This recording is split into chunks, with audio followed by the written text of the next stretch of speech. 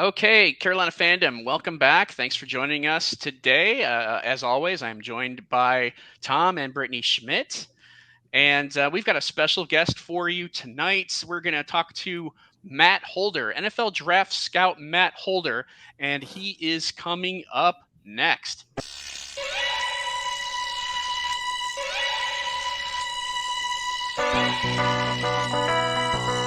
Christian McCaffrey in the open field, inside the 30, inside the 20, McCaffrey touchdown.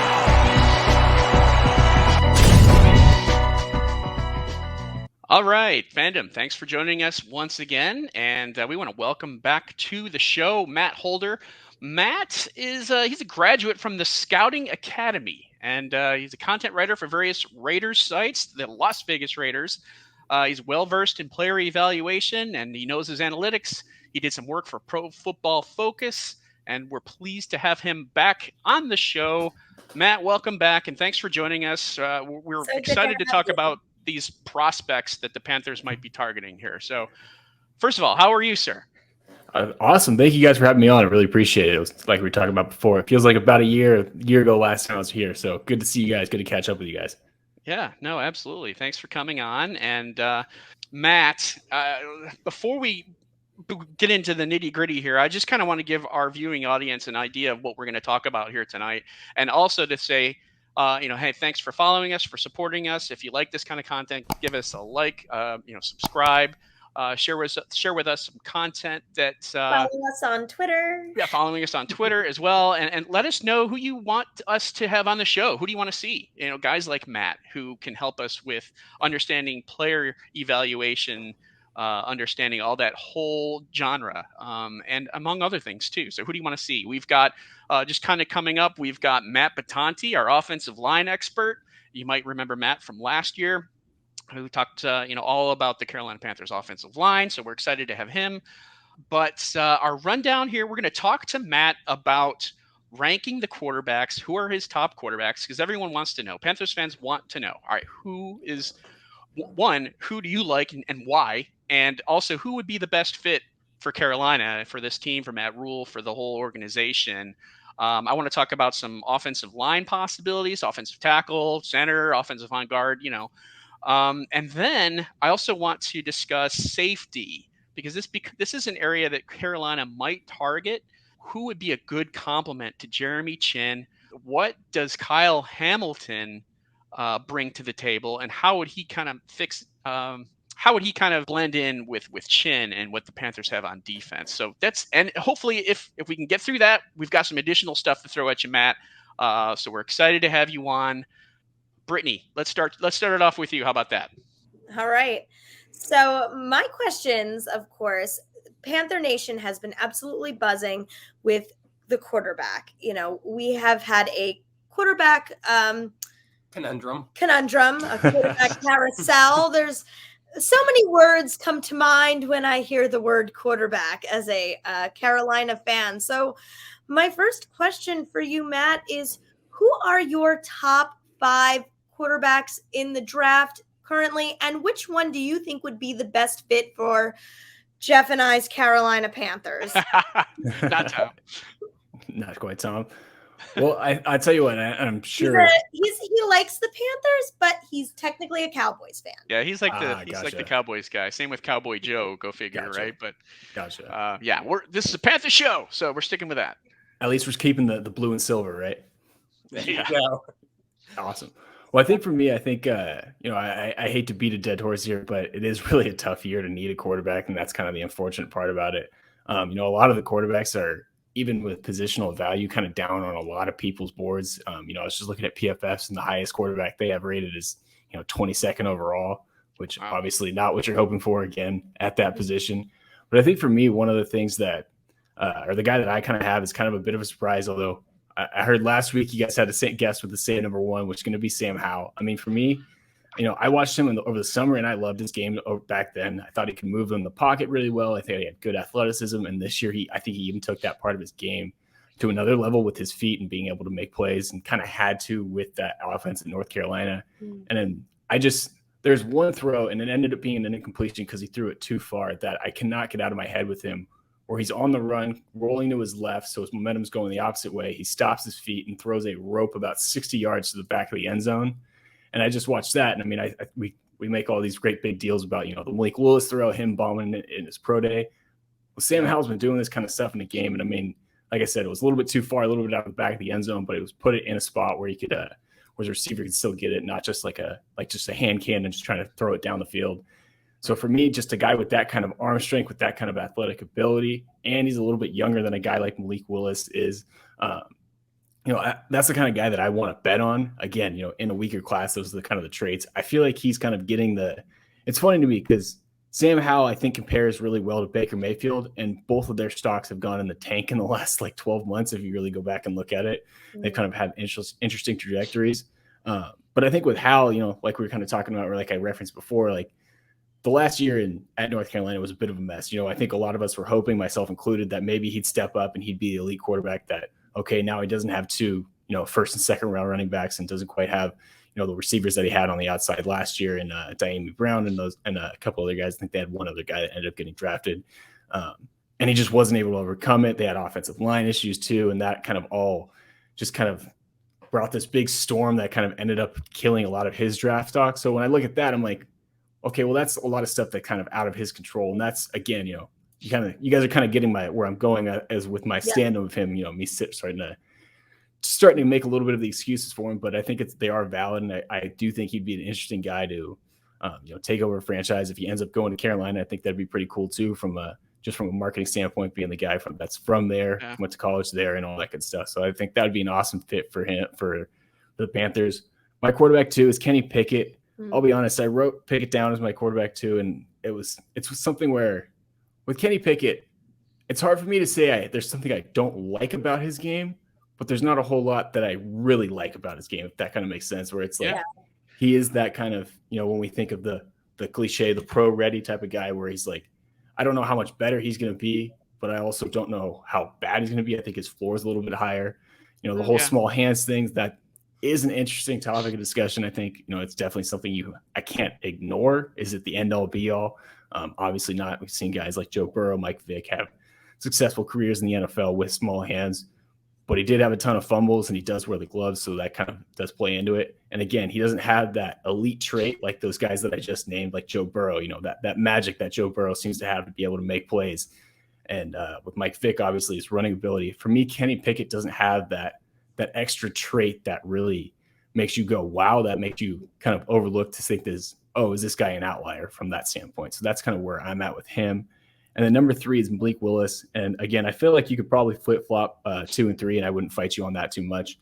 With Malik Willis, I mean, like I was talking about a lot with Sam Howell, he has a lot of the tools. The accuracy does worry me. When I was at the Senior Bowl with him, he threw one ball into the stands, and that was pretty embarrassing. But the next day on day 2, when it was pouring rain and everything, that cannon started to shine through, and he was by far the best quarterback there, better than Sam Howell admittedly for me. And that day. So I think that's where it can definitely help out a team. Obviously a great runner. My biggest thing with such a fan favorite too, like at least for the Panthers fans on Twitter, a lot of them are talking about Malik Willis. So I think your insight is very valuable. You know? Yeah. There's no question he's an athlete. My question is how long is it going to take for him to be the quarterback that we need him to be? Yeah. Right. And the thing that the worry that I have with Malik Willis is I believe he's about to turn, like, is he either going to be 23 or 24. So he's going to be on the other older scale for a rookie. He's been in 2 programs right now, was in the SEC, and still has a lot of the same mechanical issues. So it's like when we're sitting there saying, okay, this guy has the talent, but he's just not there yet. Well, it's kind of like the clock's kind of ticking. Like he's not like, you know, a Matt Corral who's going to be 21, played in, you know, an offense that maybe didn't develop quarterbacks quite like they should. And, you know, to Malik Willis's standpoint a little bit, there is a little bit of that too. But again, you know, he's going to be 24, and it's like, okay, but when is the light bulb going to click? And can you bet on that? And unfortunately, in a weaker class, you know, sometimes you can overlook that a little bit and say, all right, this is my best guy because he has all those traits. He can do everything Sam Howell has and maybe be a little bit better of a runner. So we'll go with him. But again, it's a tough call. It's just tough for me to look past when I think about his potential. I'm like, look past his age and the fact that he's been doing this for a while and still kind of has a lot of mechanical issues. And that's kind of one of the biggest things for me with him. And then for 4, I have Desmond Ridder. Desmond Ridder, he's in a similar vein as Kenny Pickett for me, where it's like there's a lot of things that I like. There's not a lot that I don't like. I don't know how much high end he has. You're talking about the weight with Matt Corral. Mm-hmm. With Desmond Ridder, it's almost worse. I think he's a little bit taller and about the same weight. He's kind of that lanky type of body. Yeah. And the frustrating thing is I think he can run. I mean, he ran a 40 that was faster than Marcus Mariota's. We know how great a running quarterback Mariota is. He can run, but he doesn't. And I think that's probably because he's so much smaller. And again, when we're talking about taking on those NFL hits, helps to have a little bit extra more size, especially as Panther fans know, with Cam Newton, having a guy that's 250 versus 205 is a big difference when you're taking some lumps. Even Cam Newton, look at him, the last few years, kind of body's starting to fail him a little bit, and got to think it's probably partially due from playing that play style, and at some point it just wears down on you. Oh yeah, I mean, Cam took a lot of headshots that weren't called. He got banged up, and that's what happens when you're a mobile quarterback. Unfortunately, your body takes a lot more of a beating than, say, a quarterback who it stays clean in the pocket, a quarterback who has a consistent offensive line to protect. Cam Newton really didn't, have these things. At a lot of times he had to make the plays, create the momentum by running.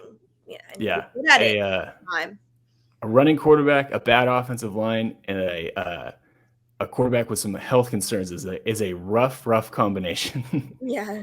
Kind of sounds like RG3's second year. Yeah, kind of in a way. Mm-hmm. Yeah. Well, Matt, did you talk about Matt Corral yet? If so, I don't want to interrupt you, but I do have a question about Sam Howell. You tell me what you want to. I can wrap up with Corral real quick. I mean, I can sum him up pretty well. I mean, kind of talked about him a little bit, but another guy, a guy that I like has a lot of potential. It's just kind of, we were talking about this in the beginning of, he's just a little inconsistent for my liking right now. Didn't play in an offense that's going to translate really, really great to the NFL. So I think he could probably be a guy that could probably afford to sit for a year or two in that situation, which I don't think he'll get in Carolina. Plus, I feel like he'll probably be a guy that, maybe he's a late first, depending on how desperate these teams get with the quarterbacks, or maybe it ends up being a second round. Carolina goes from first to fourth, so might kind of be out of range for the Panthers where you're looking, unless some sort of trade down scenarios end up happening if that is their guy. Yeah. Gotcha. So my question about Sam Howell, you already mentioned the good things, and we're thankful for that. What would you say is the knock on him? Oh, he's what? He's 6'1"? Is that right? I mean, maybe size. What else would be a knock on him that's keeping him from being? He kind of reminds me a little bit, and I tweeted about this earlier this week. He kind of reminds me of Justin Herbert, not necessarily in ability, but because he was the forgotten quarterback with Tua as well as Joe Burrow in the 2020 draft, right?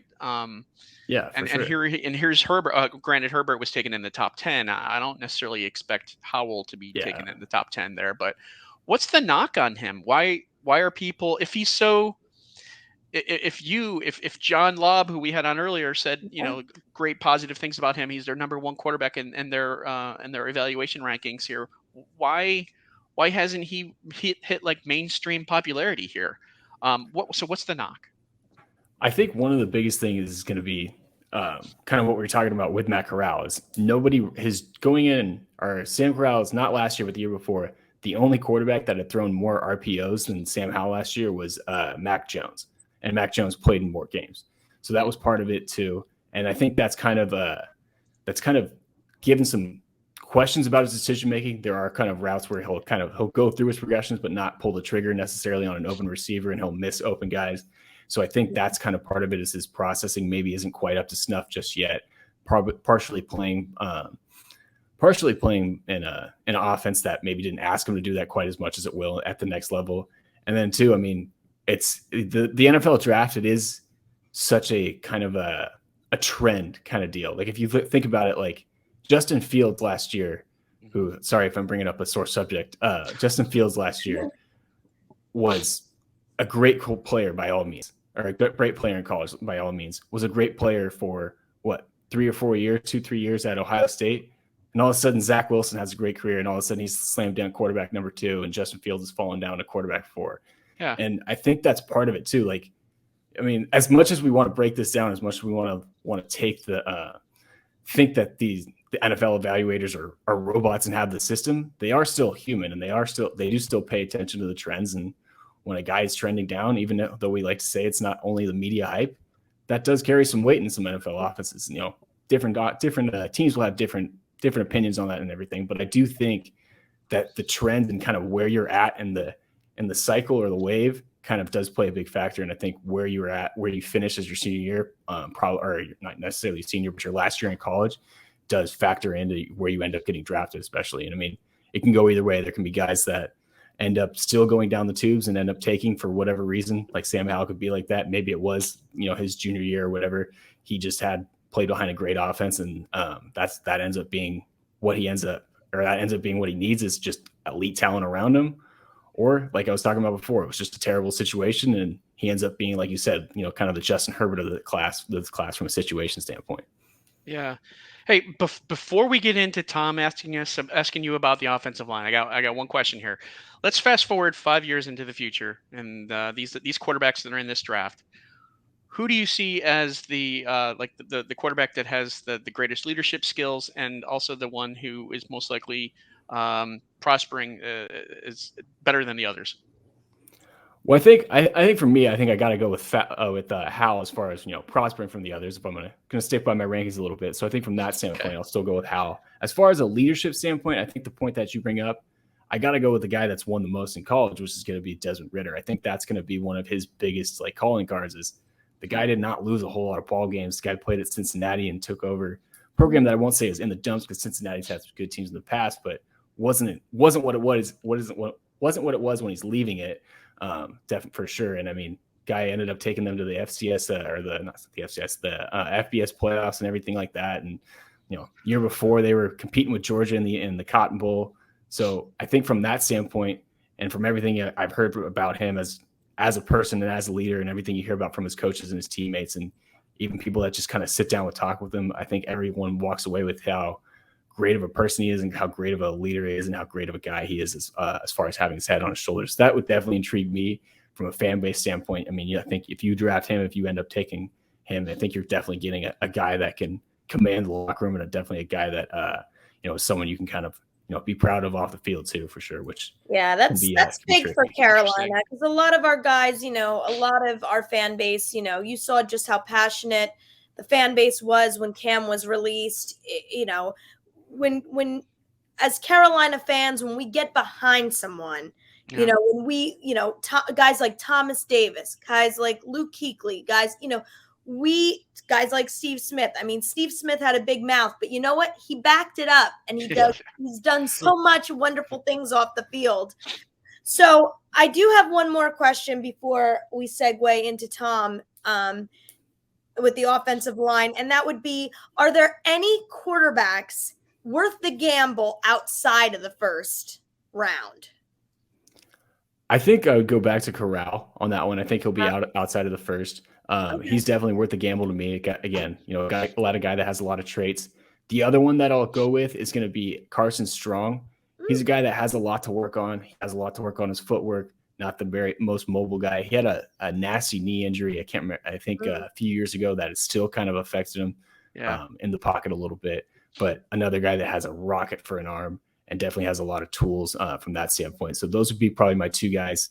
I think, again, kind of, it's always tough with quarterbacks because you never know what teams are going to start to get desperate. I feel like if you had to put a round grade on either of them, I'd probably put a second on Howell, and then maybe like second on Corral, and then a third on Carson Strong. Yeah. Huh. Let me ask you one thing before we go into the offensive line. So, Vince McAdoo has been praised on as an offensive coordinator from Eli, at least. The footwork, the progressions, and all that. Which of these quarterbacks benefits from that the most if they work under him? Yeah, so I remember when you guys sent me that. It's an interesting question because I was thinking about Ben McAdoo, and I was looking up. I'm like, I feel like I haven't heard much from Ben McAdoo since the Giants, and 2020, we really haven't. He Not hasn't much. really been in the league. 2020 was the Jags quarterbacks coach. Last year was a consultant with the Cowboys. So I'm interested to see, what he's kind of taken over the years. I feel like anybody that's been any sort of football guy, any sort of head football coach that's been out of football that long has probably been in the lab cooking up some new plays and, picking things here and there. So I'm interested to see what his offense really is. But if I had to go back and think about it and like you're talking about with his successful days with Eli, I think the guy that's going to be closest to that would probably be Pickett, probably a little bit more your traditional pocket passer. Again, another guy that's probably not going to make a whole lot of mistakes, but not going to make a whole lot of wow plays either. So I'd probably go with Pickett as far as, just basing it off what McAdoo has had in the past and where he had success with Eli Manning. Fair enough. I mean, yeah. All right, so now we go into the O-line. So who's likely there at 6 for Carolina to snatch up if they want to go that route? What's funny about this draft to me is there's so much ambiguity at the top. Like I was thinking about it for quarterbacks, we have no idea who's quarterback 1 this year. And for offensive tackle, I feel like it's kind of the same thing. The list is shorter for offensive tackle. I think you're kind of looking at Evan Neal, Ike Ekwonu, and then Charles Cross. Those are going to be one of the 3. I have a feeling at least one of them is going to be gone, but I wouldn't be surprised if Carolina ends up being able to have their pick of the litter. But I feel like one of those 3 has to fall. If it's not going to be a quarterback, I think you can't go wrong with either one of those. My guy at the top of that 3 is going to be Evan Neal. To me, he's the most well-rounded. Another guy that I loved over the summer when I watched him was I thought he was an athletic 350 pounder. Now that he's down to 330, I'm amazed and just flabbergasted with how freaky he can be. I don't know if you guys remember, he did a split box jump on 60 inches over the summer. He's just a freak of nature. One of those guys was on Bruce Feldman's freaks list that he does over the summer. And to me, the thing that I also love about Evan Neal is he came into Alabama, played left guard, then played right tackle last year. Now he's played left tackle. So he can play and do so many things for you where in a pinch, you can put him at right tackle for a game. The Raiders have had situations where, their right tackle goes down, so they got to move their guy from their left to the right and, shuffle the offensive line. And he can kind of bring that for you if you need be. And I mean, it just speaks to his athleticism overall as well. Plus, I got to think once you finally do stick him at one spot, he's just going to only continue to get better. So I think that's kind of the guy that I would kind of hang my hat on. Again, who knows who's going to be available? Who knows what's going to be there when he's on the board? But he's my OT1, and then my number 2 is going to be Ike Ekwonu, guy that was just an absolute mauler in the run game, even as a junior or even as a sophomore. Had some questions in pass protection, really clearing that up this last year. He went from, I think, allowing 7 sacks as a sophomore to 0 as a junior, which is obviously a tremendous growth. And I think that's kind of what's up. 0 is good. Yeah, 0 is good. 0 is a lot better than 7 too. Exactly. And then the last one would be Charles Cross. And I think the biggest thing that for me is just Ike Ekwonu. He gives you a little bit more as a run blocker than Charles Cross does. Cross, again, another guy that's a freaking athlete, probably a little bit better of a pass blocker. But again, the strides that Ike has made kind of maybe put that over the top for him. Not saying that Cross can't run block, but it's just not something that he's well versed in and playing in Mike Leach's air raid system. It's not. If you watch that as an offensive tackle, it gets pretty boring out there. There's kind of just a lot of inside zone and a lot of not a whole lot of running plays or running schemes that are going to transfer to the NFL level. So that's I kind of think where I put him a little bit down when we're talking about the best of the best. So I'll ask you this one. This one's a little off script, but I'm going to ask this to anyone with the tackles. We'll go with Neal. Is Neal like Rashawn Slater from last year? You plug him in, you forget about him, and he's that good. Is Neal on that level? Yeah, I think so. I think if I had to rank, the 3 tackles from this past draft class, I'd probably go Penei Sewell number 1, and then I'd probably put Evan Neal and Rashawn Slater as a close number 2, as close 2 and 3 in that order, with Neal being a little slightly ahead of Slater. So I legitimately think you can put that guy on a starting offensive line and not have to worry about him. I wouldn't have any qualms about him. Yeah, I did want to ask you guys though, since we're talking about offensive line here, what's the deal with Brady Christensen? I know there was some speculation about his arm length during the season, and I know he eventually got in some tackle. Has he kind of been what's They're the saying on good him? things about him. Like they Yeah. want to develop him and get him the reps that he needs. And the new offensive line coach that they've brought in, whose name is escaping me right now, has mentioned that he wants to get him more involved. Yes, his arm length was kind of a small issue. I guess Matt Rule mentioned something about that one time in a press conference, and so everyone just kind of like what no, what's this? But yeah, so I mean they do have an interest in Christensen. Of course, they have Taylor Moton on the right side. It's possible that they roll with Christensen on the left and they forego left tackle here at least this year. James Campy, they brought in. Yeah, Campin, they call him Campy. Yeah, that's it. Sure. Is it possible to go with Christensen? Yes, but I mean, how would you rank him versus someone else that's in this class? I don't know. That's debatable, and that's also a question of what Carolina wants to do. Yeah, what position do they sure. want to tackle, and how are they going to approach that? So Rule has it in his mind, like when he signed Cam Irving. Cam Irving is the body length that he liked, the long arms, the height, and whatever that. But Christensen, they always saw him as a guard, but then when they put him at tackle, they're like, "Hey, wait a minute, that's his position," Yeah. So they could very well put him at left tackle, but if I mean, my favorite's Linenbaum. I love Tyler Linenbaum on the offensive line. Yeah, I'm a big Linderbaum fan too. Yeah, he's. I still can't get over how fast and athletic that guy is for a center. Like I watched. Sorry, I'm a big Taylor Linderbaum fan. I love offensive line play, and just watching him, like the way he moves, is just unreal. I've never seen anything like that from an offensive lineman. Is Northern Iowa becoming a new offensive line spot? Didn't it the Bills draft a guard from Northern Iowa? Yeah, if I'm remembering right. Bills last year drafted he might be playing guard now, but he was a tackle in college in Spencer Brown. And then that's the guy, kind of tall, like 6'8".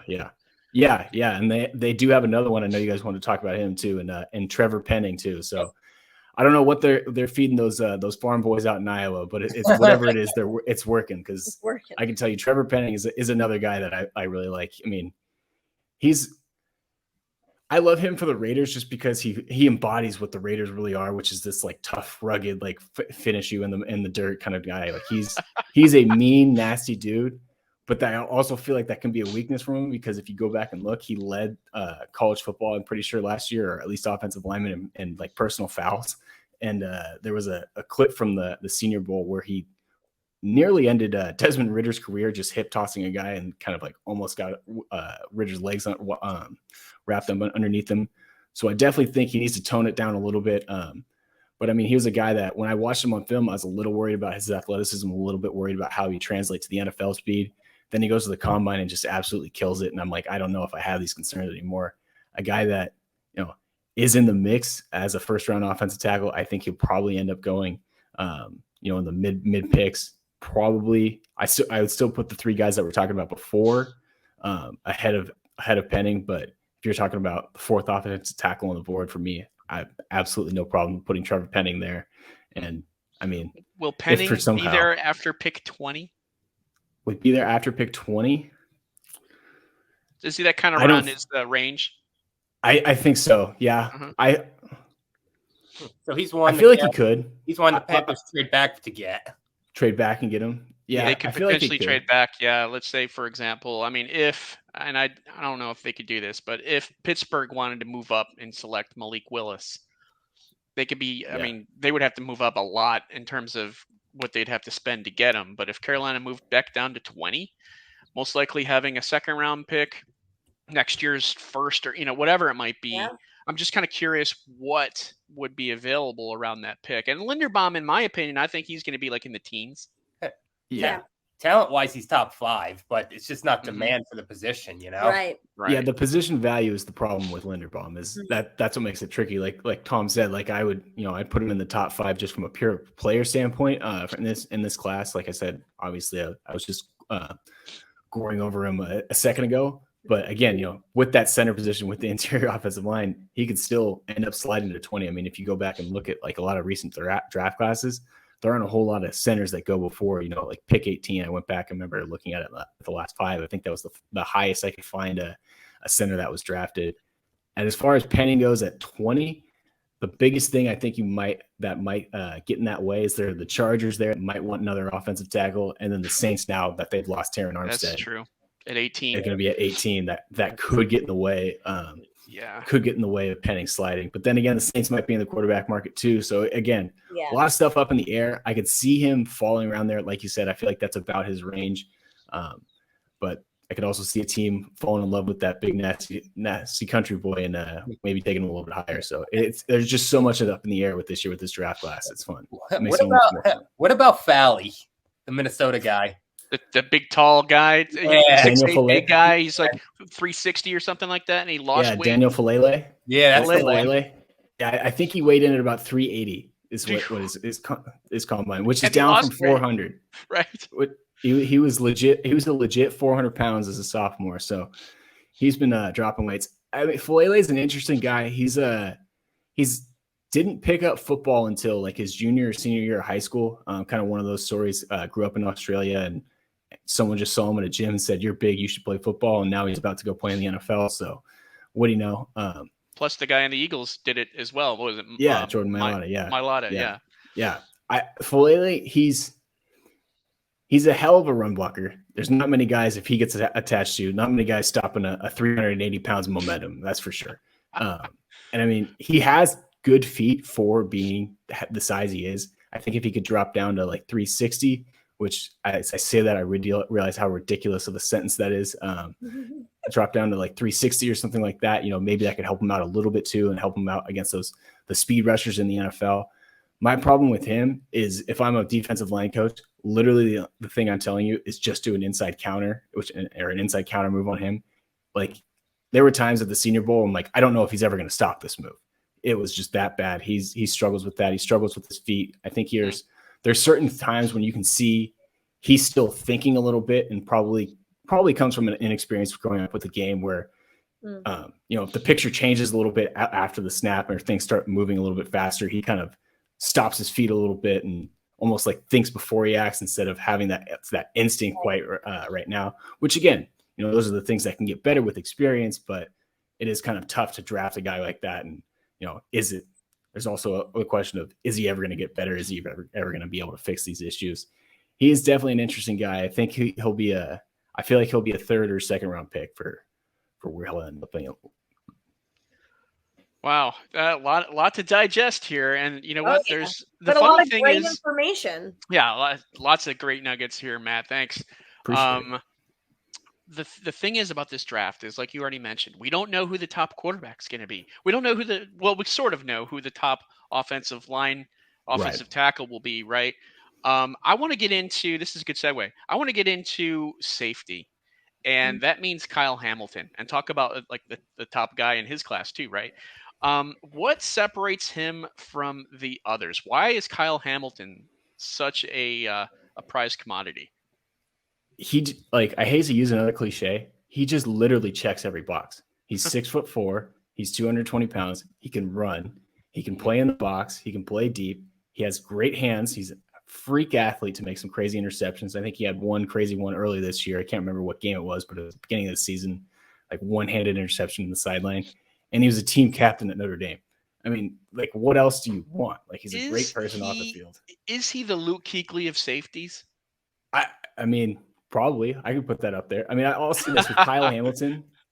With Kyle Hamilton, it's another guy. We take position value out of this. He's the top guy on my board. And I think even with the position value, I think right now he's sitting at number one and fairly comfortably.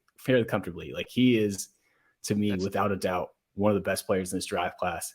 And if I'm a Panthers fan, I'd be drooling over the secondary with J.C. Horn, Kyle Hamilton, Jeremy Chin, Deontay Jackson. I know Xavier Woods just signed a reasonably big contract, right? But that would be one hell of a young secondary that could be dangerous for years to come in the NFC South, especially if put him at the linebacker. Is it possible for Chin to? I mean, because he likes to play up front, right, in the box more. Is it possible for him to kind of be more of like a Joker type of defender? And they have Xavier Woods and Kyle Hamilton. Is that even a scheme that would work in the NFL, or is that way too many cooks in the kitchen? Yeah. I think you could give it a shot. I think if you're the Panthers, and one of the things I was going to bring up with you guys is the linebacker crew outside of Shaq Thompson, a little lackluster. I saw you guys have Corey Littleton out there. I can tell you right now, as a Raider fan, he's been pretty disappointing the last few years. Probably part of the reason why you guys got him a little cheaper. So I don't hate that prospect of all, just kind of playing the nickel exclusively, nickel and dime, and then putting just basically playing to your strengths. I love that at all. I would be ecstatic if I was a Panthers fan if that happened. Now going into, we had mentioned, that I think the Corey Littleton kind of comment is a good segue into this next question. What would you say, what would your opinion be on why some standout players fail to translate from college to the NFL? I mean, it is honestly a case-by-case basis. You get guys like Johnny Manziel. He's a great person. Right. All the talent in the world, couldn't figure it out off the field. Some guys, they're just, and they're in a great situation where they maybe were a little bit more talented than or they weren't as talented as we thought they would be. A guy like Tua, that's kind of what he's staring down the barrel right now. So it is absolutely case-by-case basis. Some guys, they weren't just good enough athletes. I think that's kind of probably, if we could pinpoint one thing, which if as being a statistics background, it probably wouldn't be terribly statistically relevant if we're going to say it, because it is, like I said, just such a wide spectrum. I'd say the biggest thing is just not being a good enough athlete. I think that's why in the last few years, you've seen guys that are kind of the combine heroes make a run a little bit in the draft, especially at like a position like, say wide receiver. Like if you look at the wide receiver, the way they've been drafted, there's been a huge shift towards these smaller, faster guys, whereas the bigger, slower wide receivers are kind of becoming more extinct. And I think you can see that a lot with a lot of other positions too, even like an offensive line, where this is an athlete's game now, especially with the way the rules are changing. And I think that's probably the biggest thing as a whole. But again, it is just absolutely case by case basis. And would you say it'd be fair to say that the pace of the game is also a factor? The NFL is a lot faster than college. A lot, NFL's faster than it used to be 10 years ago. Right. I mean, would you say that would be a factor as well in a case by case basis? Because Because, I mean, the NFL, like the quarterback position, obviously kind of gets the most talk about this, but the NFL is absolutely about seeing something on the field and then thinking and then adjusting all within a matter of literally like a split second. Yeah. Right. If I'm a wide receiver, I've got to read the coverage, which probably changed from what I had pre-snap, and then I change my route, and I better hope that I turn my head around and get the ball in time before the quarterback throws it and all that stuff. So that's what I think people don't think about too. But yeah, I mean, you definitely have a point. From a corner's perspective. All of a sudden that wide receiver is running that route a little bit faster. You got to recognize it a little bit faster. Everything's speeded up. So, I mean, that's definitely, definitely, like you said, especially when teams are going no huddle too, that makes it even harder. When you get tired faster, you get the bullets start flying a little bit faster. And that's definitely plays a factor as anyone can relate when trying to think or do a math problem while they're working out. Let me ask you this, since we were on the safety though, what's his name? Hamler? I want to say it wrong. Hamilton? Kyle Hamilton. Kyle Hamilton. Yeah. Now, is he a safety because Jeff says Luke Kuechly? I want to know, because they got Gronk and Kyle Pitts to go up against. If they say stop them, would he? Is he capable of shutting them down? I think he's going to be your best chance. A guy like Kyle Pitts is a freak. A lot of people are going to have trouble stopping Kyle Pitts, unfortunately, but I feel like he's your best chance. I think size-wise, he's going to match up with the Kyle Pitts pretty well. He can run with Kyle Pitts. Biggest thing would be is Pitts a little bit too big, because Pitts is going to be bigger than he is, because Kyle Hamilton's a little bit tall and lanky. Can he out-muscle him? Can he hold up on that standpoint?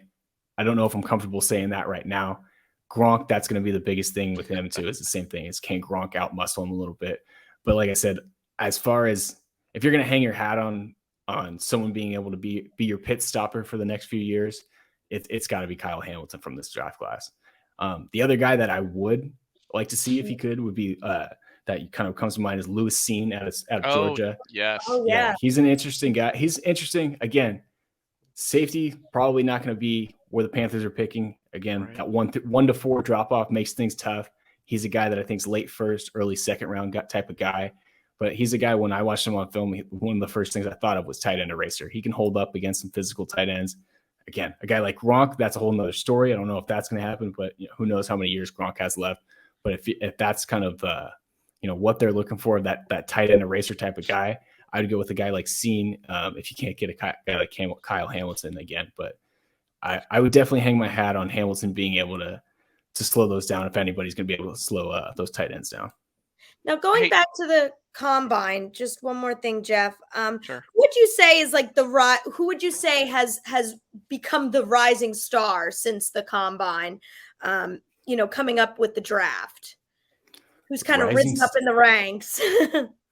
I'll go with the guy we were talking about earlier, Trevor Penning. I think, because I think with a lot of guys, like I think a lot of people are kind of in the similar boat with me. Is like, how is he going to handle NFL speed? He didn't have to face it a whole lot in college. And again, ended up testing through the roof. And I feel like now, ever since then, he is firmly in, like we were talking about, that 12 to 20 type of range in any sort of mock draft. So I'll go with him as one of my big winners from the combine. Awesome. And Matt, this is a question that we asked last week, and I want to ask you your opinion as well. What are your thoughts on Terrace Marshall's second year? We know he was a young wide receiver coming in, but he comes from a strong pedigree in terms of LSU. We know what he's capable of there. What are your thoughts on him trying to take the next step forward? And of course, a lot's going to depend on the quarterback position, I think, too, right? And how the offense, kind of develops. But what are your thoughts on Marshall? Did you see anything because the first couple games he was there, he was present, he was part of the action, and then things kind of drifted away from him a little bit. Did you see anything in him that would kind of make you think that he has the tools, he's just not there quite mentally yet, in terms of the playbook or what he needs to do? Or did you see something negative, he's doing this wrong and he's got a long way to go? Yeah, unfortunately, I can't say I caught too many Panthers games last year out here on the West Coast. We don't get a whole lot of them. But what I can say is I know for him, I feel like injuries played a factor. I feel like he got banged up down the road. And I was really interested to see. I was kind of excited to see what he could do reuniting with Joe Brady. I mean, I definitely think the potential's there. As far as any sort of red flags, I don't think there was anything that was terribly misleading or terribly frightening or anything like that from that standpoint as a rookie. I think the biggest thing is getting more stability just in the organization as the general. Like, you talked about like he started out hot and finished cold. Well, that was kind of just the Panthers as a whole, right? Right. They did the story of the season, right? So I think, getting more stability is going to help so many people. It's so hard to get a passing game going when you have questions at quarterback and at offensive line.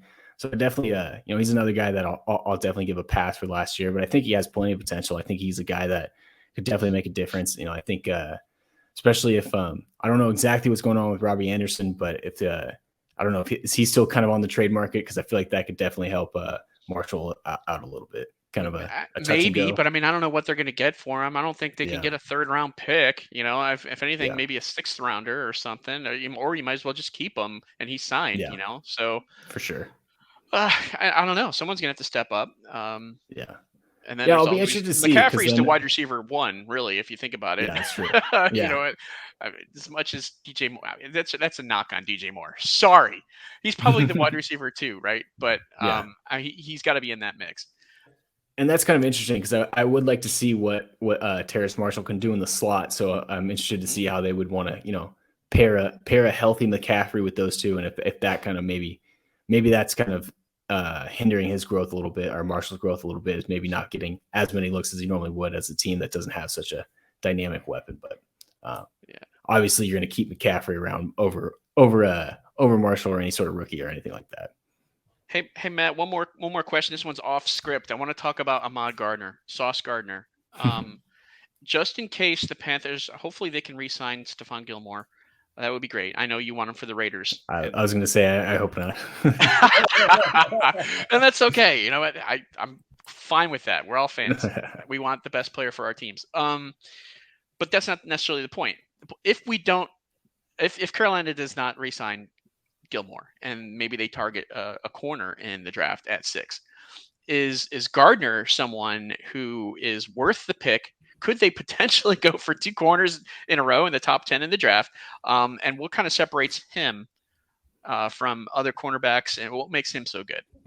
You know, it's funny you say that, because before I was thinking of this before, and I forgot about Deontay Jackson because I didn't know as much about his career. But I was thinking about this when you guys first asked me to come on the show, and one of my first thoughts is I would love a secondary that features J.C. Horn and either Derek Stingley or Ahmad Gardner. I think with Ahmad Gardner, kind of what's put him over the top is just his length. He's got absurdly long arms. I think he had I want to say he has like 35. Yeah. Well, he has like 35-inch arms, so he could play tackle too, if need be for the Panthers. But I mean, he's just like guys that are 6'2", have 35-inch arms and run. I think he ran like a 4.5. Those guys just don't come around very often. Those are freaks of nature that again, we're talking about before. If you're going to bet on a guy with athletic testing or with those sort of traits that you literally can't coach. You can't make a guy grow. You can't grow a guy's arms. You can't make a guy run faster, or to some extent, he has that. But I think for me, the guy that I really like is going to have to go with the guy that I know, not necessarily answering your question, but Derek Stingley. I mean, him and Gardner are very close for me. I think you can't go wrong with either one of those guys. I just go back to Stingley's tape when he was 18 years old playing on the national championship team. And I watched that. I'm like, this looks like an all pro. Wow. This is just like, there was watching there. When I watched Stingley, it was kind of similar with Kyle Hamilton and be like, I am nitpicking. I am trying to find something wrong with you because I'm just struggling right now. And now the biggest thing has been with Stingley is, can he stay healthy in the last few years, which is the frustrating part. But I think if you can keep those two guys healthy, all things considered, I'd probably lean towards Stingley again, just because unreal tape. But again, Ahmad Gardner, Sauce Gardner, hell of a player too. Can't teach that length, and that would be one scary secondary. And the reason why I mentioned secondary and DBs here is because Scott Fitterer, of course, coming from the Legion of Boom, if he's looking to recreate that in Carolina, that could be a potential target that Carolina's looking at here. Either Gardner, Stingley, or looking at Kyle Hamilton. I think either one of those three would be tremendous for what they're doing on defense. But what about the offense? So you can't have both, right? So exactly. Tom, you got another question? Any charities you want to give a shout out to that you're involved with, so our viewers can give them a look? Any charities? I don't have any charities, unfortunately. Just myself. Which, if you guys want to donate to that charity, I'm more than happy to. Always got to bet on yourself, man. Exactly. That's right. Yeah. Awesome. Any other questions here from Matt? Brittany, anything? I feel like I know so much more just from everything you've told us. I feel like I'm entering into this draft with more knowledge than I had before the show. Appreciate it. I'm it's always a pleasure to have you, Matt. You're your craft. You're honest, you're straightforward with, what the Panthers should do. And I feel like either way, this, obviously they're going to pick who they're going to pick. And of course, we probably should start talking about it soon. Jeff, we'll be having our draft show, which will be interesting. So if you wanted to, I know you're busy on that night, but if you wanted to just pop in, give a quick feedback to a first round or. Sounds good. Whatever. Yeah, we will. We will have the draft show. We'll be doing that again. We had people come on for like 5-10 minutes. Some stayed a little bit longer, depending on space, on how many we can get on here. I think we can have up to 10 people on our StreamYard channel. And as far as the panel is concerned, so yeah, you're welcome to come and attend, and just kind of share your thoughts on what's happened, what's transpired, whether that's the entire draft or if it's the Panthers pick or quarterback goes early or whatever it might be. But yes, you said yourself, you're gambling on yourself. That's your charity. So how can people see your work, anything that you want to plug, whether that's Twitter or something else? Now's your chance. Yeah. So like you have up on there, you guys can follow me on Twitter at mholder95. Obviously post some Raider stuff, but I'm a huge draft nut. I'll post draft videos throughout the year pretty much. Especially over the summer. That's when I start to get in on the 2023 class and all that good stuff. So yeah, follow me on Twitter. I also have a podcast as well, interviewing some draft prospects. obviously centered more towards the Raiders, but the nuts and bolts are still kind of around the player. So, and that kind of stuff, and have probably about 40 scouting reports up on there too. Nice. But most of the tackles, got most of the offensive line. I've been looking at a lot of first round wide receivers too, which obviously is now obsolete for me. So that's been great. What's that site? Where can people go? Yeah, it's silverandblackpride.com. We're going to get that on the bottom there. So yes. Awesome. Well, great, man. Well, we appreciate you coming back on. Thanks for joining us again on the show. You're wonderful. Hopefully, I know, and Brittany and Tom as well. We learned a lot just listening to you, and hopefully our viewers got the same as well. Real quick question. I want you to give a yes or no answer. Are any of these quarterbacks in the draft right now better than Sam Darnold? Yeah. Yeah. All right, that's right. I wanted a quick answer. You're like, yeah, come on, man. I hate to burst the bubble, but I wanted so badly. I went on record. I wanted so badly to pull for him because he didn't have the best situation with the Jets. I mean, gosh. The potential was there, and that was the whole word with Darnold was potential, and he just, that didn't necessarily work out. It didn't work, no. He still hasn't had consistency, though. He freaking went from Bowles to Gase to Rule. He's got offensive coordinator number 5. You threw out Brady for Nixon, and now what? Come on, give the kid a break. I mean, a decent. You got to be able to adapt. You got to be able to, 5. I don't know. I think he had a. Your answer said it all, Matt. It was perfect and succinct, and we appreciate that about you. Again, the honesty, the straightforwardness. We love it. We love no to problem. see it. I've never had a problem being honest, but I've never had a problem being honest, but it has been a problem. So we will see you on draft night. Hopefully, you reserve a little bit of time for us, and we appreciate you coming on. And guys, again, as host, my name is Jeff Hasley. And we're joined by Brittany and Tom Schmidt, and this is Matt Holder, a NFL draft evaluator in terms of prospect knowledge. So yeah, we appreciate that. Go check out Matt on Twitter. Look at his information too at was it silverandblackpride.com. There you go. Thank you guys. Awesome. Appreciate you guys for having me on. Thank you so much. Always a pleasure. Awesome. Talk to you later.